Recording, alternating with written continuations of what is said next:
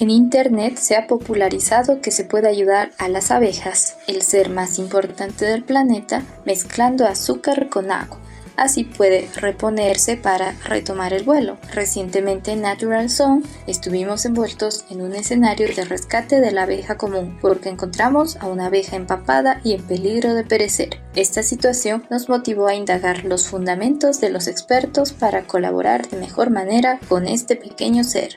Un artículo de la Sociedad Británica de Alimentos para Abejas, publicado en 2017, nos introduce a esta temática, indicando que la supervivencia de las abejas depende en gran medida de su colmena, su salud y en particular de su alimentación, puesto que el suministro de energía en forma de carbohidratos tiene prioridad. ¿Pero de qué se alimentan las abejas? En su medio natural, las abejas se alimentan de miel, elaborado a partir del néctar y la melaza que recolecta. La abeja necesita energía, por lo que consumirá parte del contenido del estómago de miel. Para esto hay una pequeña válvula en el extremo que puede permitir que el néctar pase al propio sistema digestivo de la abeja. Como ejemplo, se ha estimado que un estómago lleno le dará a un abejorro unos 40 minutos de vuelo.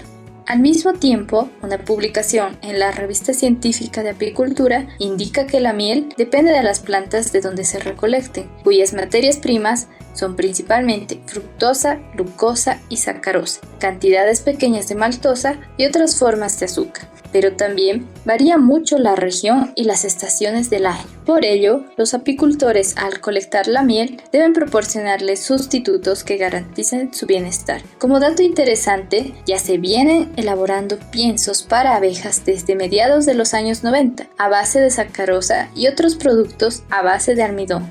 El sustituto tradicional de la miel es la solución de azúcar. Como resultado, las abejas tienen las enzimas necesarias y pueden hacer un buen uso de la sacarosa como nutriente, pero se debe prestar atención al riesgo de descomposición por microorganismos, que limita la vida útil de la preparación y por lo tanto debe aplicarse para periodos de tiempo cortos. No obstante, la alimentación de una abeja no es el único factor a tomar en cuenta. Resulta que las abejas ocupan hábitats terrestres que representan una amplia variedad de regímenes térmicos, desde las selvas tropicales, los desiertos o la tundra en el círculo polar ártico. Por lo que una adaptación que les permite habitar con éxito estos escenarios es la capacidad de regular las temperaturas en su tórax. Las abejas melíferas deben producir cantidades prodigiosas de calor para sus diminutos músculos voladores. Desde los años 1900 se viene documentando el funcionamiento de la temperatura corporal de las abejas, factor importante para que puedan movilizarse y por supuesto volar.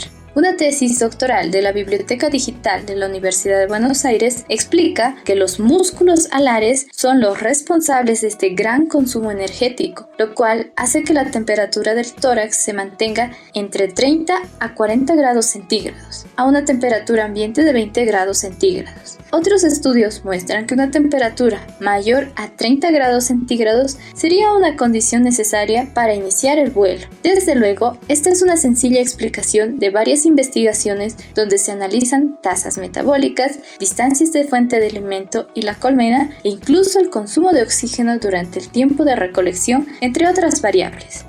Regresando al principio de nuestra historia, suponemos que la lluvia acorraló a la abeja en plena recolección y no pudo regresar a su morada. La abeja se encontraba muy débil y cuidadosamente la transportamos a un sitio elevado y menos riesgoso para su tamaño. Recordando estos aprendizajes, procedimos a ofrecer a la abeja un pequeño corte de cáscaras de frutas cítricas, como la naranja o mandarina. Y dado que se encontraba en una superficie con mejor capacidad de absorber el calor, la abeja comenzó a secarse y movilizarse para extraer azúcares de la cáscara. En un tiempo de casi una hora, la abeja estaba lista para regresar a su hogar. Si queremos ayudar a las abejas, es importante revisar bibliografía científica, ya que hay muchos datos interesantes que se omiten o cadenas que no son totalmente verificables. Si te gusta el contenido que generamos, recuerda suscribirte, activar la campana de notificaciones para enterarte de próximas videonotas y revisar nuestras referencias. También puedes revisar el conversatorio Abejas de la Ciudad de La Paz y aprovecha la promoción del mes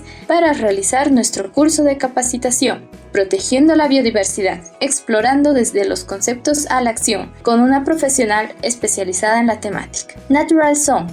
reintegrándote con nuestro ambiente.